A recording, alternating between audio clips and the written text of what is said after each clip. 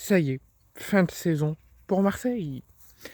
Et oui, c'est triste. On aurait aimé les voir encore longtemps. Et c'est ce que je trouve bien dommage euh, que la Ligue euh, ait supprimé les dernières journées de Ligue 1 qu'on avait avant. On avait 38 journées de Ligue 1 avant et c'était même beaucoup mieux. Ça nous permettait de vivre jusqu'au bout et jusqu'à la dernière miette une saison de Ligue 1 et que aussitôt débutée, elle soit pas aussitôt terminée. On avait vraiment le temps de vivre comme il se doit. Et malheureusement, les 34 journées sont déjà passées et la saison de Ligue 1 est terminée.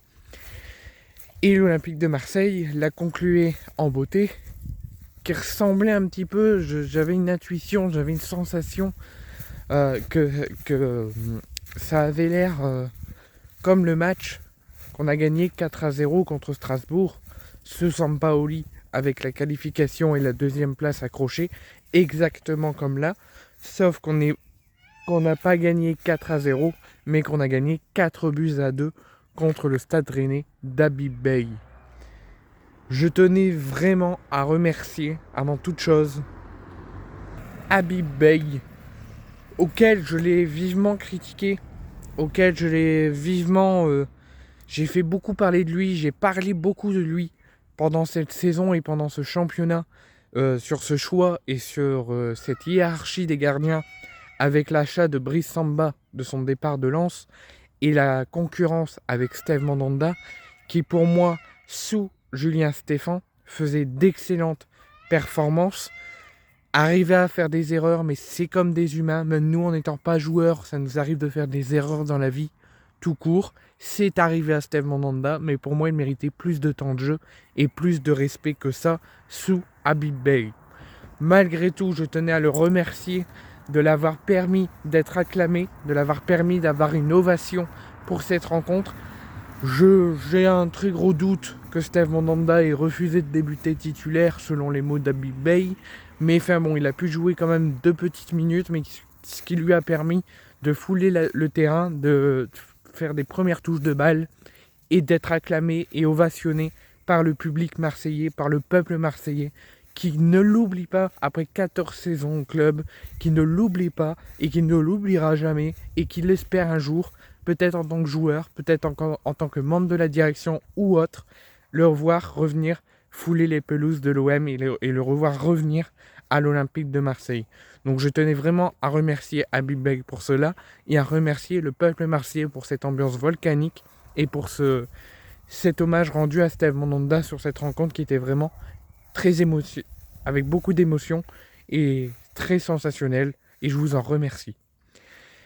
Maintenant, en parlant de la rencontre, j'ai vu un Olympique de Marseille survolté, un Olympique de Marseille qui sait que leur objectif était déjà atteint et qu'il n'y avait pas trop de fer à jouer, mais qui se sont quand même montrés présents.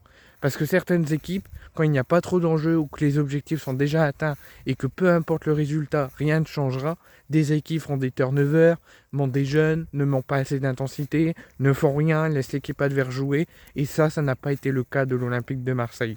Malgré que les buts rennais, on aurait pu largement les éviter, notamment avec l'arrêt de Rouly qui l'a mis dans ses propres cages, mais si ce n'est cela, on avait un OM survolté par le public, mais aussi par cette dernière journée et par le fait de jouer la Ligue des Champions la saison prochaine.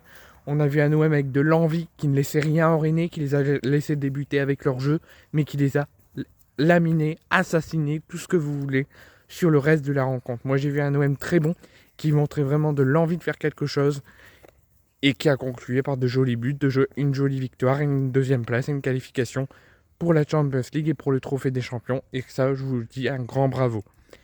Donc malgré les divergences de cette saison, malgré les couacs, malgré les choix très discutables, je remercie Mehdi Benassia, Pablo Longoria, Roberto De Zerbi pour ce travail exceptionnel, cet engouement exceptionnel cette saison, malgré la saison compliquée. Malgré tout, on a réussi nos objectifs, on a atteint la Ligue des Champions, on est qualifié pour le Trophée des Champions si Paris remporte la Coupe de France. On a fait plaisir aux supporters, vous avez fait conclure la saison d'une très belle manière. Maintenant, il faut se reposer et revenir au travail le plus tôt possible pour préparer comme il se doit le mercato d'été et préparer comme il se doit la saison prochaine et la Ligue des Champions qui malheureusement va jouer sur le physique et le psychologique des joueurs, puisque les joueurs vont jouer tous les 3 jours. Merci à l'OM et à très bientôt pour de nouvelles aventures avec le club de l'Olympique de Marseille.